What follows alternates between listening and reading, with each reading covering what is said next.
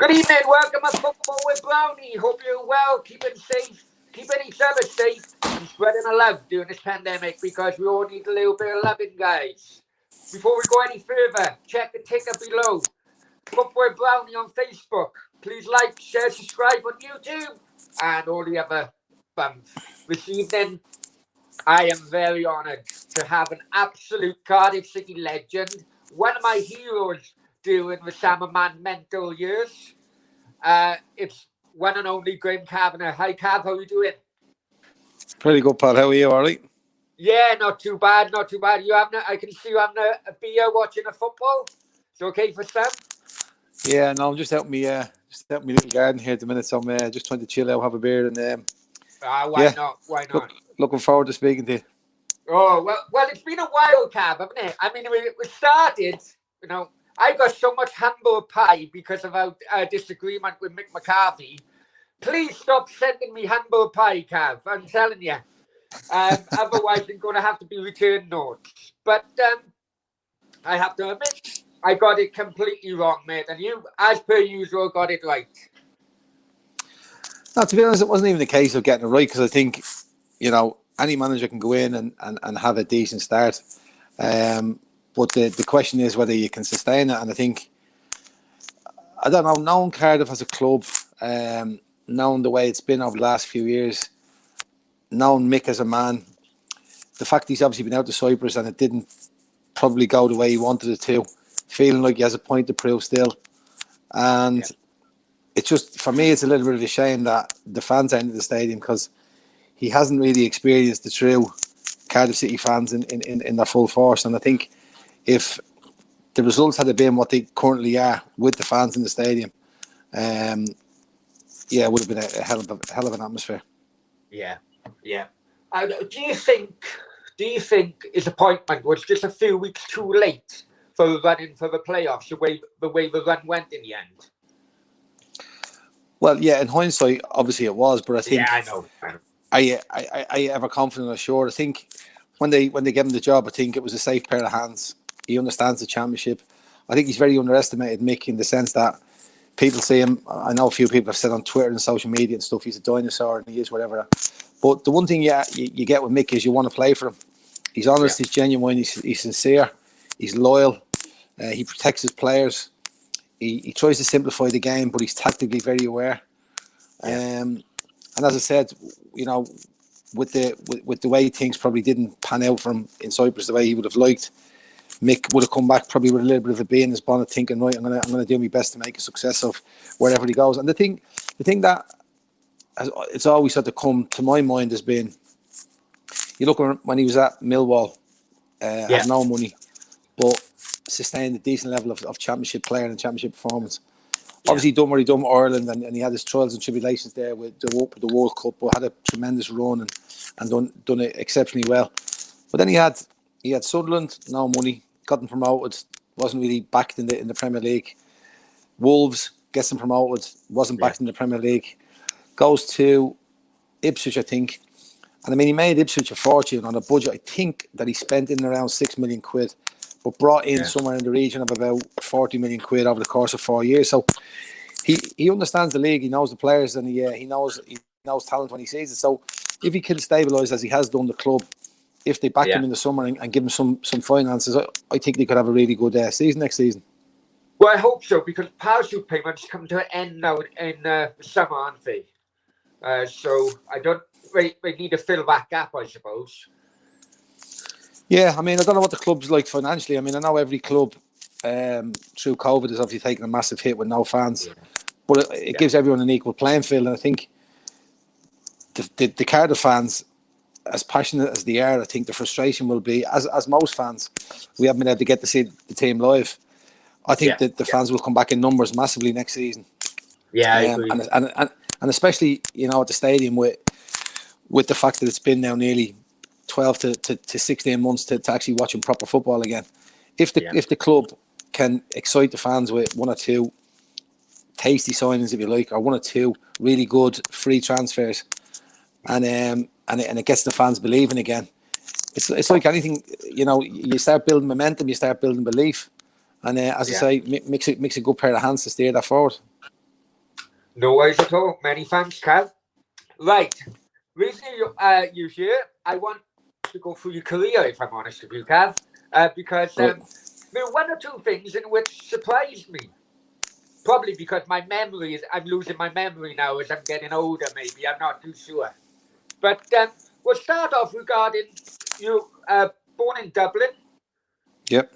and you signed for Home Farm. I don't know what age, I'll be honest with you, before going on to Middlesbrough. What was, you know, what was growing up in Ireland like during those times, and working with Home Farm at an early age? Yeah. Well, I went to school called Star to Sea as a kid, and I lived in an area called Ringsend, and it was a rough area. We lived on a corporation house, as you would call it in Ireland, which is a council house over in Yeah. England. And I had loads of mates, played football every day. Um, when we went to school, we weren't allowed to play football. We could only play Gaelic football or hurling. So I used to play both of them games and was decent at both of them. We had quite a successful skill team. So I loved all my sport. I was always, achieving, if you like, or winning when it came to sports days and stuff. But football was the number one dream, and I played for a team called Cambridge Boys.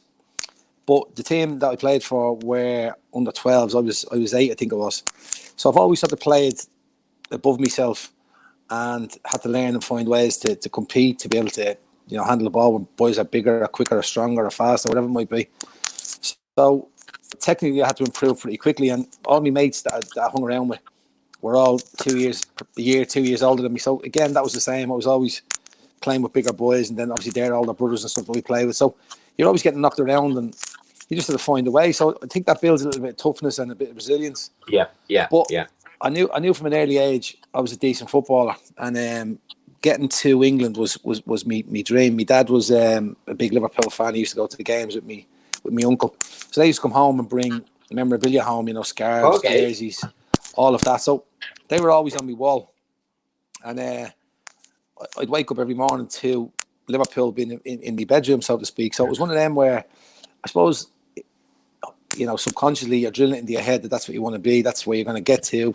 It doesn't matter how you do that, but you want to get there. So I played with Cambridge Boys for a couple of years, and played with a team called IGB for a year, and then went to play with Home Farm, which was my own age. That was at under 13. And Home Farm at Okay. the time had the most successful football team that I'd ever played for. They're actually in the Guinness Book of Records. We had never been beaten. So me going at 13 and trying to break into the team was difficult. And I had 2 years where I was in the other team. I was sub. So there was a lot of frustration. There was a lot of, I suppose, am I getting a fair crack at the whip? And am I good enough? I always believed I was. But a couple of things happened. I ended up... we went to a tournament under 14 called the Milk Cup in Northern Ireland, and Okay. I was supposed to go and play, but I ended up breaking my hand. I had a fight with this lad and ended up breaking my hand in his head, and I ended up having my hand in the cast, so I wasn't allowed to actually participate in the tournament. But what it did to me was, I suppose, it built more of a hunger and a drive and a desire that was than I'd ever been before, because I seen all my mates playing this competition against really, really big teams: Man United, Tottenham, Dundee United were in it. We beat Dundee United in the final. And on the back Okay. of that, all of the players went away to England, or a lot of the players went away to England on trial. So I was even sort of further down the pecking order, or so it seemed. Yeah. But I came back that season and got into the team, and then it just snowballed. And then under 16, we went back over to the Milk Cup tournament, and I played really well. In our group was Middlesbrough, Liverpool, Coleraine, and a local team. We won the group. We beat Liverpool 5-0. We drew at Middlesbrough in the opening game. And straight after the game, Ron Bone, he's no longer at Middlesbrough anymore, but he was the youth Yeah. development officer. He came in and said, "Look, we really like him. We want you to come over." So that was essentially the start of my journey. Came over to Okay. Middlesbrough, had a week's trial, done really well, scored a few goals, played very well in a few of the games, and then funny enough, I went back to play for Ireland against Northern Ireland, scored a goal, and as I planted my Right. foot when I scored a goal, this lad came in, slid in, and I tore all the ligaments in my ankle. So in the meantime, a lot of clubs were coming in to ask me to go on trial, and I wasn't able to go. Yeah. So I was a bit like, right, okay. And then Middlesbrough offered me the contract, And on the day I'm about to sign, I get a phone call from Liverpool to say, look, we're going to double your money. Oh, We want you to come over. I'm a mad Liverpool fan, so I'm yeah. thinking, will I? But Liverpool had just won the Premier, the old First Division at the time, and we had a player in our team, a home farm called Mark Kenny, and Mark was a really good player. He'd already signed for Liverpool that summer, and I wasn't sure I was going to get in ahead of Mark because I knew they really fancied Mark. Okay. So because I'd been to Middlesbrough and they had a history of bringing players through, Yeah. I don't know why or how, but my gut feeling was I'll get a much better chance at Middlesbrough than I will at Liverpool. So that's what I've done. And Okay. yeah, the rest is history, really. Yeah. Middlesbrough. Well, you first meet really with Lenny Lyons. He was the manager there. Yeah, well, he was Lenny. Lenny came 8 months after I'd signed. All So right. Okay. Colin Todd was the manager who actually signed me, but Lenny came in the following year, and Lenny gave me my debut in the Premier League when I was 18. Played Yeah. Forest away, and then that was on the Wednesday, and then the Saturday maybe home debut against Sheffield Wednesday. So I knew Lenny liked me, but Lenny wasn't a manager who liked younger players. Not that he didn't like younger players, but he didn't trust Right. younger Okay. players. So I Yeah. never got the feeling. I never felt any love from Lenny. I always felt like I was a bit part, and even though I played on the Saturday, got man the match. The following week we were playing Norwich, and as soon as the first team players were fit, I was out of the team again. And to be honest, I started to Right. see that pattern when I was at Cardiff with some of the younger players coming in. Lenny would always go back to try and test it, and that's not criticism. That's just the way he was. So I get it. Right. But Well, yeah, so well, it was a bit. It was one of your early goals for Middlesbrough was actually against Cardiff in the FA Cup replay yeah, when we beat you 2-1. yeah. I was too young to travel up to that game, but yeah, I just thought it was a bit of a coincidence that one of your first goals in professional football was against Cardiff.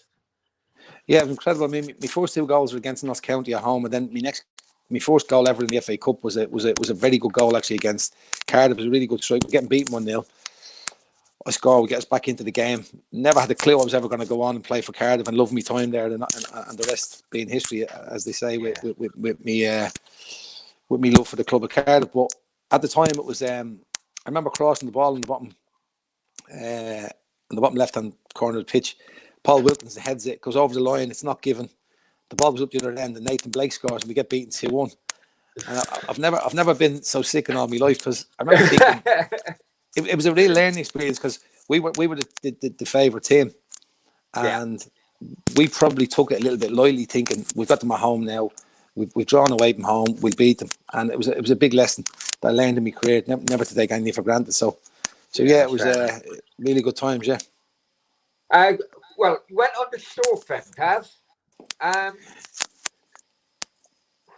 quite a number of years there, wasn't it? What, 5 years with Stoke? 5 years of And Stoke. I had Brian Upson come in at Middlesbrough, and I was starting to make a name for myself. I was getting a few games. We got promoted to the Premier League again. But in fairness to Robbo had a different vision for the club. yeah, He was signing Janino, Emerson, Branco, Ravanelli, like some really, really big players were starting to come into the yeah, building, and you he could, did have a backing of Gibson, didn't he? He did have a backing of yeah, Gibson when he came yeah. in. So I was a bit like, I need to actually start. I always say this: at Middlesbrough, I learned to be a professional, and at Yeah, Stoke, I learned to be a footballer. It was literally like, how do you actually play Saturday, Tuesday, right, okay. and where do you sort of get your recovery time, and how do you recover? And so I ended up going on loan with Lou McCarthy as manager. Done really well. He signed me. He leaves after 8 months. We moved stadium from the Victoria ground to the Britannia Stadium. I ended up scoring the last goal at the Victoria and the first goal at the Britannia. So And the that's a first nice, goal, yeah, yeah. So I noticed that. Go on, sorry. that's a nice bit of history. But me time at Stoke was sort of it was probably a bit of frustration, and it was probably frustration on my part, but also on the fans' part.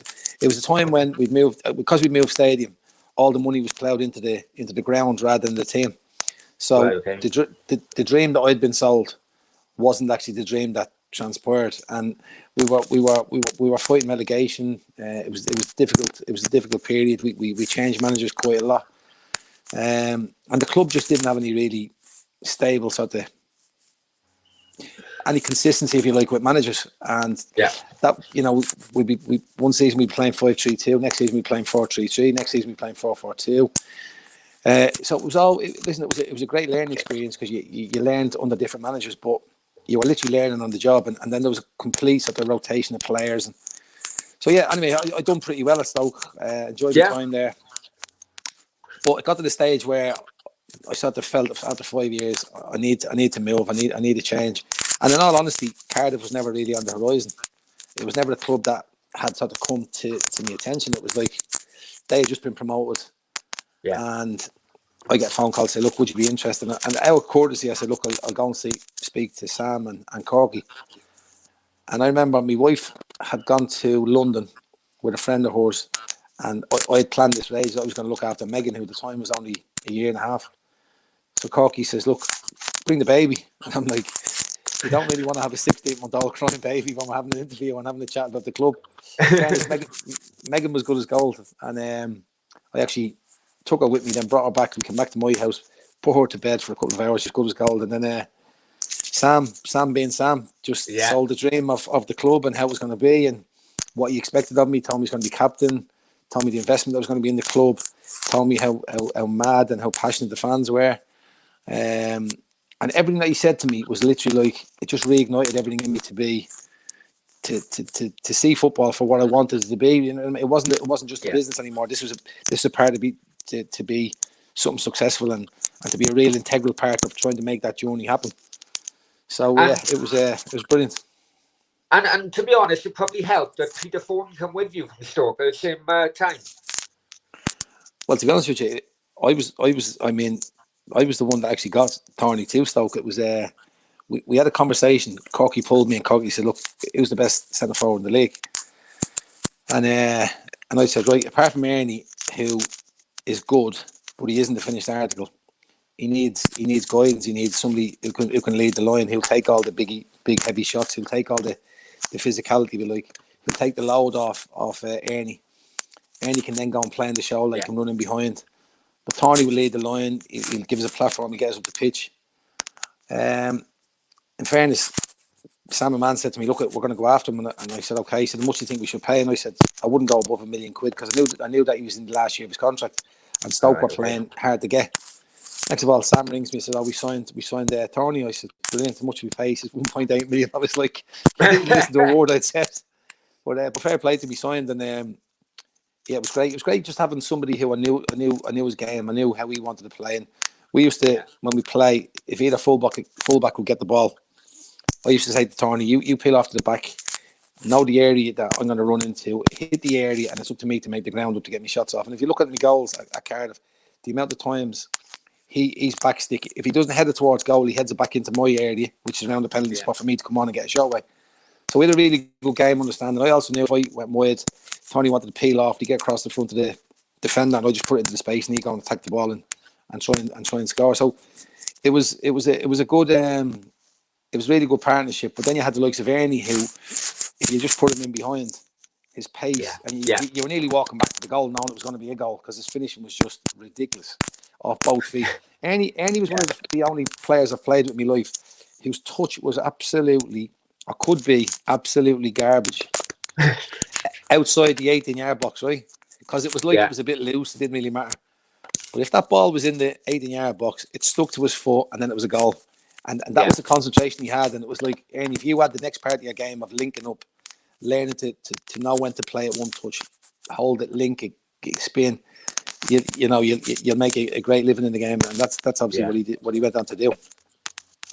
Well, the first kind of promotion challenge to the championship, unfortunately, and I still have a bad feeling now about it looking back. I don't know what you and Thorny would have been feeling like because we lost against your former club Stoke in the semi-finals. I bet you were feeling terrible after that game.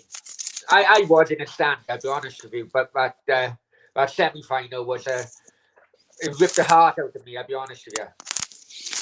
Yeah, I mean, it was horrible. It was horrible. I mean, I had friends obviously playing in the team, James O'Connor and Clive Clark, and obviously I knew all the lads anyway, but for us to miss out to them they were very gracious in victory. In fairness to them, the fans weren't particularly great to me, to be honest. I know. They gave me quite a lot of stick and reminded me and still remind me about it today. But that was really that was tough. It was a really difficult summer. I mean, when you actually look at them two games, and again, it might sound like excuses, but it isn't. It's the nature of what happened. It was we're winning 2-0 away, cruising in the game, and they get well, they actually had 7 minutes on, and they score. And I'm like, well, there's never 7 minutes in the game, so they score anyway. Dean Borton scores, which picks them up. At 2-0, the tie was over because they were now going to come and beat us 2-0 at home. Yeah. And I think that actually put us on the back foot. And I think, to be honest, going into the game, we were more concerned with not losing than we actually were about winning. So our mindset wasn't front foot. Our mindset was protect what we have. And it was one of the worst performances of the season. And you look back, I mean, again, a huge learning curve. But it was one of them. It was, I remember in the morning of their final getting a phone call from Stoke fans and singing down the phone to me. And honestly, but I was like, why don't you let just piss off?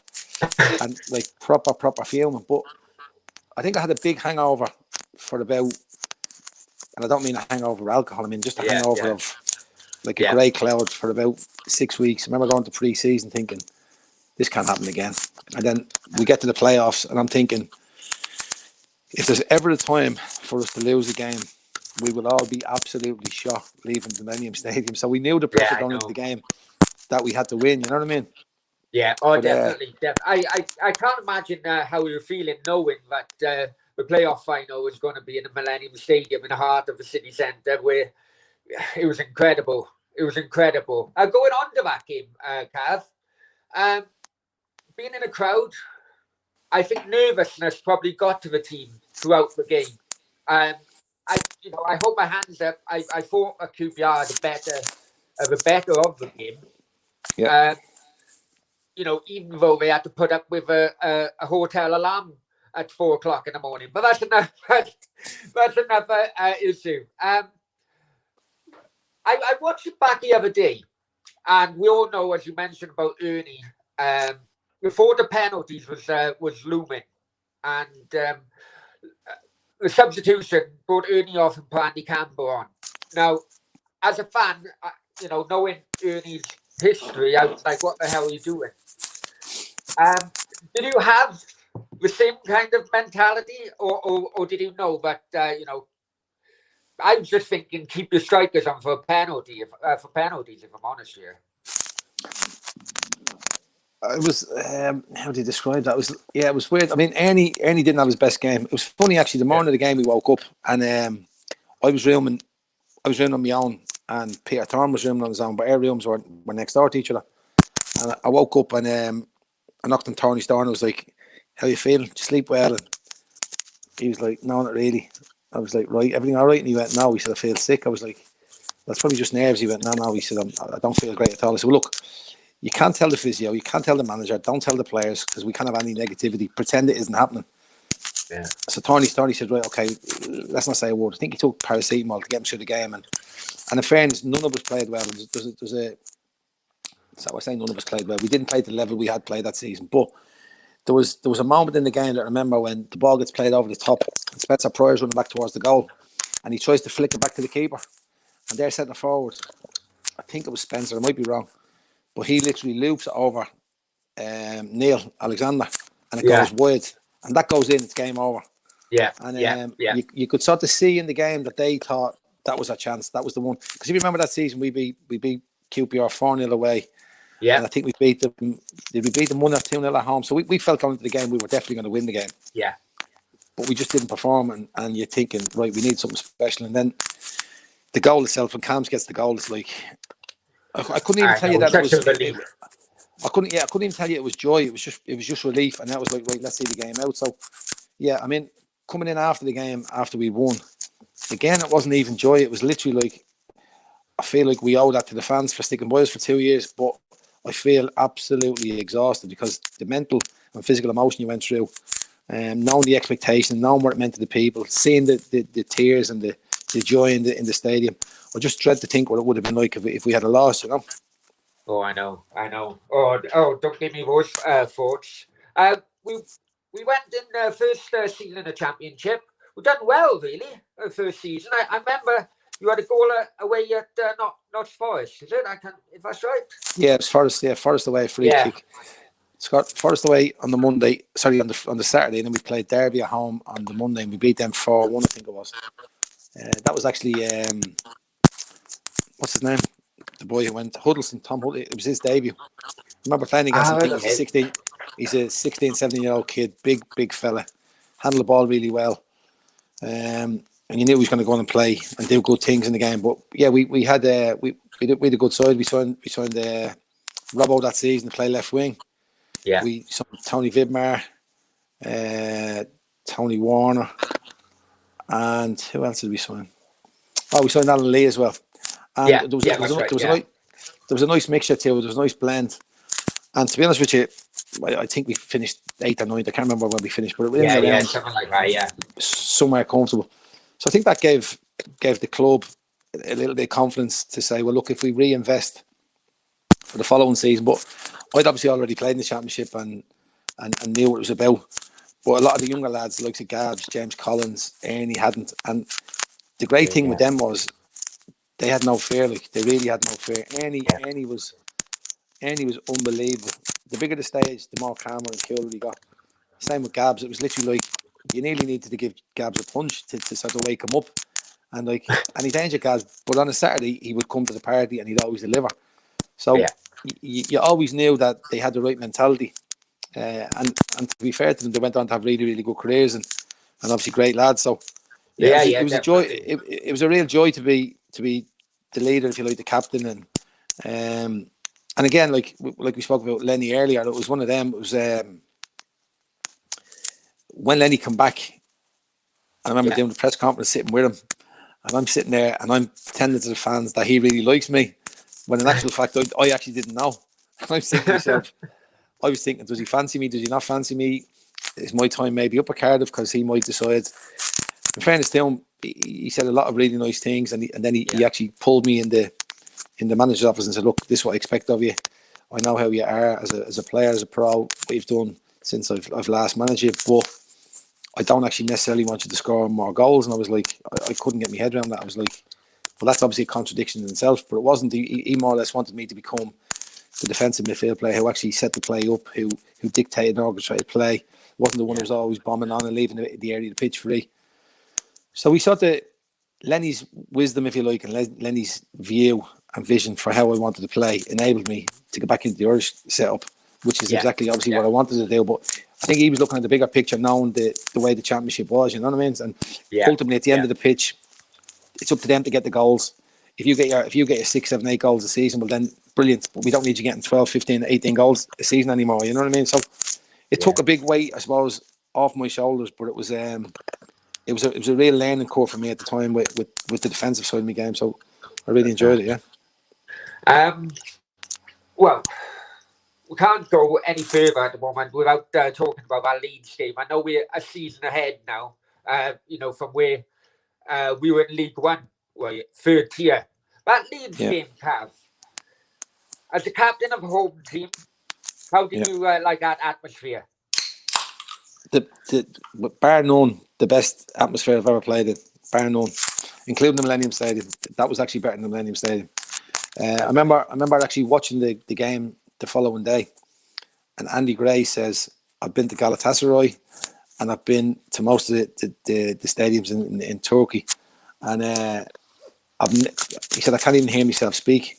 He said it's so loud, and obviously he was just he was in the middle of it all. Yeah, up in the gantry, I suppose. Yeah. He was in the gantry, and the fans are screaming. And I remember Ian Hart taking a throw in on the left hand side, and he goes to take a throw in, and this bottle comes over his head, and he goes to pick it up, and it was a bottle of Bacardi or a bottle of whiskey or something like that. It was only a small nagging, and I'm thinking if that had hit him, that would have took his head off. But Yeah. that was the intimidation that the fans were prepared to put on the Leeds players. And bear in mind, they were top of the Premier League at the time, and they did suffer in that environment because it was horrible, it was nasty if you're the away team.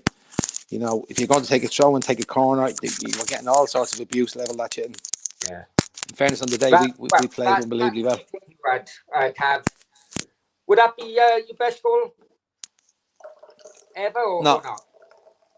no, my best goal ever is my goal against Crystal Palace for Cardiff away. We got beaten 2-1.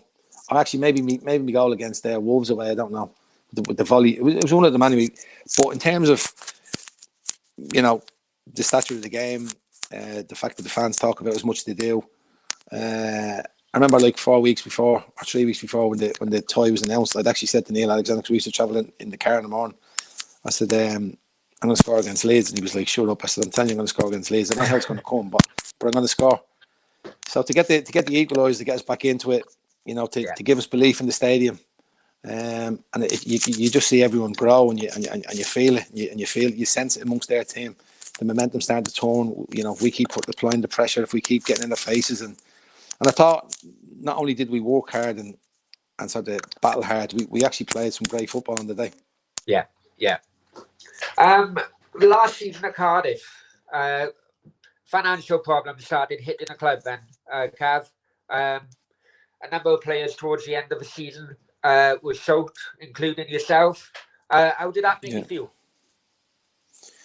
it was just a bizarre time, to be honest with you. It was it was really weird. It was end of, I think it might have been the end of February, or maybe the start of March or something like that. I can't remember.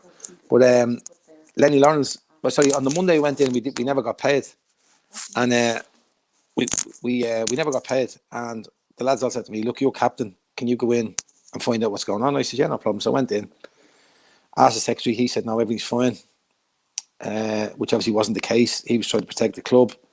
We will be paid tomorrow. So on the Tuesday I went in, same thing happened. I said, "Look, Jason, I want answers. People have bills to pay. Um, it is what it is." And then Yeah. he said, "Look, you know, there are some issues, but I think they'll be resolved. So I wouldn't be panicking over it." So I said, "Well, look, we need to be paid by tomorrow," because I said lads are starting to panic and stuff, and it's going to impact on how we perform. On the Wednesday, I went to Jazzy. I don't know if it's still there, but I went to Jazzy Jungle with the kids on the Wednesday. Took the kids to this play area, and Lenny rang me and said, "Look, I want you to come in the morning. Um, it's the last phone call I want to be making, but we're going to sell you." And I was like, "What do you mean you're going to sell me?" I said, "Why?" He said, he told me the financial problems. I said, "Well, where am I going?" He said, "Well, we've agreed a fee with Wigan." And I was literally like, "Wow, like, talk about your world turn upside down." And from Yeah. one moment thinking you're only worried about, let's say, wages, to now going, right, now you've got to move house. Kids have to move skills. You're moving to a new town, new club, new players, all of that. Yeah, it was.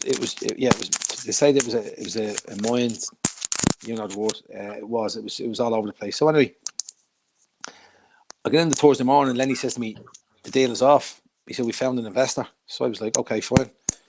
So I never said a word to the lads, just got on with it. There's been rumours about players potentially having to be sold, but I wasn't really. I don't think I was mentioned. And Lenny rang me in the afternoon then and said, "Look, the investor can't come up with the money that's needed. We've actually sold you." So I was like, "So is this real now?" So that was a double whammy. Is I was Yeah. sold and I wasn't sold. Now I was sold again. So, but that stage I knew it was serious, and I knew that Sam hadn't rang me, so Sam was probably a bit embarrassed. Didn't want to have to tell me the news. He sort of left everything to Lenny, and then I said, "Lenny, well, look, what do you want me to do? I need to go in and get me boots." He said, "Look, come in the morning." I said, "Well, I'm gonna have to sign tomorrow by 12 o'clock." He said, "Oh no, don't worry about it." He said, "They're sending a helicopter down to pick you up." So Dave Whelan sent his personal helicopter, and literally went in the club, said me goodbyes to the staff. Players went in at that stage. It was about 7:15, or 7:15 or something in the morning, and drove to the helipad, and it was still surreal. I'm thinking, I'm leaving Cardiff. Like, what? Like, how did that happen? It just literally, in the blink of an eye, it was all done. Yeah. And Yeah. but then you have to start refocusing again, because as quickly as that happens, you're now going to be playing for another team, and you're going to be playing against Cardiff in a few weeks' time. Yeah. Which Yeah. again, I'm thinking, I'm supposed to be leading these lads. I'd had a speech on the Thursday afternoon with all the players saying, some of the lads were saying, "Look, what if we don't play? And then the club will have to come up the money." And I said, "Look, we have to play. Obviously, the fans are going to be there. The fans are coming to see us play. Even if we weren't getting paid, we would be playing football on a Saturday afternoon anyway. So, in fairness, all the lads agreed. They said, right. No matter what happens, we're all in together and we're all going to play. So, of course, then when they sell me on the Friday, they're all taking the mick, texting me saying, oh, yeah, we're all in this together, but you're on a helicopter out to Wigan. So I took a bit of stick for that. But, yeah, it was bonkers, yeah. It was a real strange one. And then, obviously, going to Wigan. Yeah, how was your time at Wigan, man? Yeah, it was mad. So I landed in a helicopter, and all the players are looking and thinking, who's landing this helicopter? What superstar have we signed? Only for me to get out and go, who's he? Like, so, is he even going to make us any better? You know, that was their mentality. But they obviously took the mick with it and had a bit of crack with it. But I then played the following day against Ipswich, and it was Sunderland, Ipswich, and Wigan that were going for promotion. Yeah. Played the next day, we won. Obviously, played all the games to the end of the season, and we got promoted. And to be honest with you, it was actually a brilliant time. It was it was a great period for the club, because the club had never been in the Premier League before. It was great for me knowing I was going to get back into the Premier League, but going back when we had to play Cardiff at Ninian, and I remember I got put through 1-on-1 with Neil, and I'm thinking, Neil literally stood, and I thought I could slot it there, and if I slot it there, I'm going to score. But Alan Mann came running after me, right, and I just thought, right, just pop it and let him tap it in. So it meant I didn't have to celebrate, and it was what it was. So that was me. That was probably me one and only time scoring for Wigan, because I was playing as a defensive midfield player then. So, but yeah, it was. Don't get me wrong, it was brilliant times. I loved my time at Wigan. I loved the Premier League. I loved the group of lads. I loved the manager. The manager was amazing. He was brilliant with me. Complete different style of management to Lenny. Yeah. And yeah, it was just a brilliant time. We got to the League Cup final the following season, which was a real high and a real low. Getting there was amazing, but actually the final on the day itself, getting beaten off Man United was horrendous. We never performed again. It was just an absolute shite day, to be honest with you. And then that took you back up to the northeast, then to Sunderland. Yeah, the following season. I was 30. I was 32. We were playing Germany away, and we were flying on the Saturday morning. This was the Thursday morning, and I get a phone call, literally 6:15 in the morning, saying, "It was Paul Gill said, look, I don't want to let you go, but I think it's the best thing for you. Sunderland have come in. They're going for promotion with Roy Keane. Bear in mind, Sunderland lost 6 on the bounce, by the way. Hadn't won a game all season." Yeah. And I'm thinking, right. But then I thought, well, it's Roy Keane. Sunderland's a massive club. I knew from my time at Middlesbrough how big the club was and what the fan base could be and what they were going to potentially put into the club financially and who they were going to try and sign. So it was. I would have always kicked myself if I had the opportunity. If I didn't take the opportunity to go and play with Sunderland. But to be honest, it went sour pretty quickly. It was after about 4 weeks. I done my knee, but then I done my knee really badly on Christmas Day. I went for a run. We had Christmas Day off, and I tore the cartilage off the bone. And to be honest, I was never really the same player after that. I wasn't able to do certain things, do certain movements, and so yeah, that was a frustration. And I think it was probably more of a frustration on Roy's part as well. I think he quickly got quite irritated that I signed a 3-year deal, and I was now 6 months into it, and I wasn't going to be able to be the player he thought I was going to be able to be for him. But to be honest, the frustration with me was far greater than what his was, because I was half thinking as my career come to an end. You know what I mean? So it didn't. I ended up playing for another 4 or 5 years after that, but never to the same level. Yeah, no, because you finished off at Carlisle, and then you become manager. Then, Cav, what was managing them like? It was a great experience. Like to go? Is something you'd like to continue in management in the future? Or? Well, to be honest, I'm quite realistic in the sense that I've done it now. I know what it's about. The circumstance, and this might sound like an excuse to people, so if it does, that's fine. You can have their opinion on it. But until you've done it, you don't realise how difficult it is. And when I went in and done it at Carlisle, the structure at a club like that, with the budget that there was, the lack of resources. When I say resource, I don't mean financial. I just mean, staff, assistants, scouts, GPS, travel, accommodation. all the little things that you take for training grounds, all the little things that you take for granted when you're at a good club that has good history. Carlisle just didn't have the fan base to be able to support that, so we were always trying to put money into the playing staff. Yeah. But that was difficult because if you didn't have any scouts to go and watch the games, then no opposition analysis. You were doing everything off DVD, and that you were asking other managers or coaches to get you and lend you. So you always felt like you were robbing Peter to pay Paul.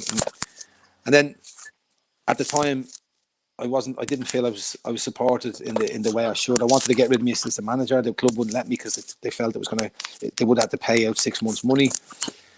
So I more or less had to do the job myself on my own for a number of months, and then it was like, that you become exhausted with that because you're trying to go to watch games, you're trying to pick teams, you're trying to look at players, you're trying to scout players. There's so many things, and then on top of that, you're trying to do budgets and do, work with the physio, work with the chief executive, work on the financial side because you're trying to promote the club. So in terms of actually wanting to do it again, I'm realistic to know that if I was going to be given that opportunity again, it was going to be at that level, and I didn't want to go back in at that level, knowing the same circumstances were going to present themselves. So that was probably the reason why I didn't go back into it. If an opportunity came up to manage at a level where I thought I could make a difference, then yeah, I'd love to. It's definitely my passion. I love coaching. How about the Cardiff job in a few years' time? Yeah, look, realistically, I know it's never going to happen. But if you were to ask me, would I love to? Then the answer would be yes, obviously. Yeah. But I think Cardiff is such a one-off job, because if you've played there and you know the fans, it's incredibly. I mean, just a simple thing. When I went to Cardiff, I couldn't believe if we were doing well. It was a bit like having an even keel, and you win and they went to there, and you lost and they went to there. Instead of just jumping above the line or below the line, there was no middle ground with it. But then what I didn't believe was, and this was bonkers to me, was that no matter how well you were doing or how bad you were doing, when the rugby come on, you went to the third or fourth page of the back of the newspaper, because the rugby took over. So sometimes that could work in your advantage, or it could work in your favour. So sorry, against you. I mean, but it was it was a brilliant time. It was as I say, Callum was born there. My daughter was brought up there, went to school there, and it was loved every minute of my time at Cardiff. Well, you mentioned your son. He's recently signed followed in your footsteps. Signing for Borough. How's he getting on? Yeah, no, he's doing all right at the moment. He's doing quite well. He's he's took the same step as me going in at Middlesbrough. He when we signed for Sunderland, we knew the area, so I was travelling to Sunderland every day from where we live now, and it was 40 minutes, 45 minutes. So it was sort of good thinking time, really. But Callum was spotted by the same man who actually took me to Middlesbrough, Ron Bone, and he went into the academy at 8 years of age and has been there ever since. So he signed a 3-year pro last summer after a few clubs were interested in him, and in his first season he's gone and done well. He scored 22 goals playing sometimes centre forward, sometimes off the left, sometimes off the right, sometimes as a 10.